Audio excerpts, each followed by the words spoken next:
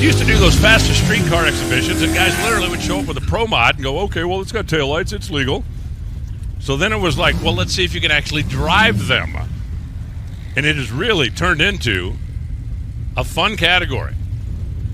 Monte Carlo over in the left side.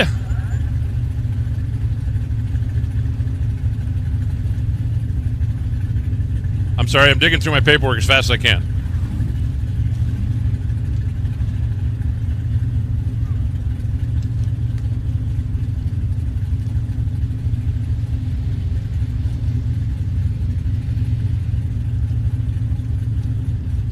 How about the 67 Malibu? There you go. He calls it a crew cab.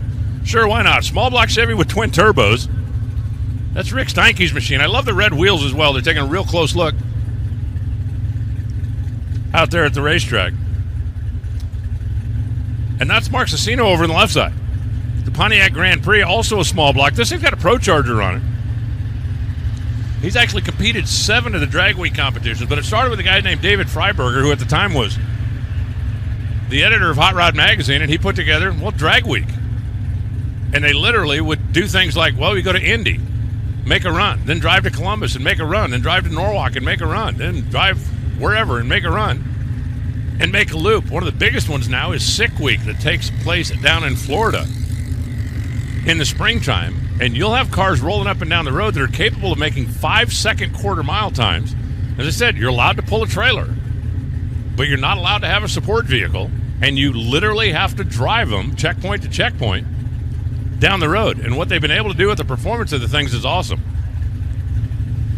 The Chevelle down there, I mean, who would call that a crew cab? I know, only Rick Steinke. This thing is awesome. Future goals: have fun, go fast. Me too. Me too. And Mark Sussino, they have different categories for cars. I mean, if you don't have a 5-second car, you can still get on the Drag and Drive program. Heck, talk to Kevin McKenna, our very own National Dragster senior editor. He does it with a low 10-second Mustang. Has had a lot of success.